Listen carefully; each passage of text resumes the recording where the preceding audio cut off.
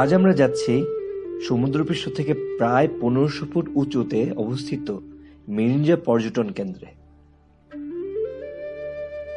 প্রকৃতিকে সঙ্গে নিয়ে পর্যটকদের অনাবিল আনন্দ দিতে চিরসবুজ সাজে সেজেছে বান্দরবানের লামার মিরিঞ্জা পর্যটন কমপ্লেক্স।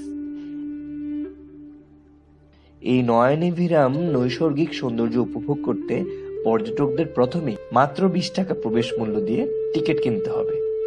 এখানে সুউচ্চ সবুজ পাহাড়, বনানী ঘেরা আঁকা বাঁকা পথ, আকাশ, মেঘ, নদী আর সারা জাগরের টাইটানিক জাহাজের মনোরম ভাস্কর্য এই পর্যটন কেন্দ্রকে দিয়েছে নয়নাভিরাম নৈসর্গিক সৌন্দর্য।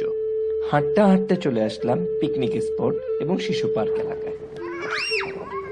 এই স্থানটি নিঃসন্দেহে ছেলে বুড়ো সবাইকে আকর্ষণ করে। এরপরে আসা যাক পর্যটন কেন্দ্রটির সবচেয়ে আকর্ষণীয় স্থান টাইটানিক ভাস্কর্যের দিকে। এর সম্মুখ ভাগে দাঁড়ালে পাহাড় এবং মেঘের মিতালি আপনাকে সমুদ্রের ঢেউয়ের কথা মনে করিয়ে দিবে।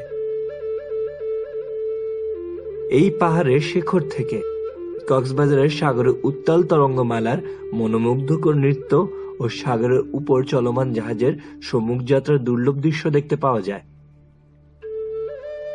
এছাড়াও এই পাহাড়ে দাঁড়িয়ে পৃথিবীর দীর্ঘতম সৈকত ও বঙ্গোপসাগরের রাত্রিকালীন শোভা, লাইট হাউসের আলোর ঝিলিক দেখার সুযোগ রয়েছে, যা ভ্রমণ পিপাসুদের মনকে আরো উদ্বেল করে তুলবে।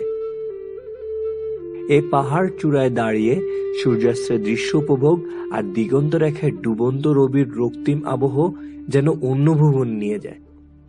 ঠিক এই সময় আলতো করে কান পাতলেই আপনার মনে হবে সন্ধ্যা নামার আগে আপনার নাম ধরে কেউ ফিস ফিস করে ডাকছে।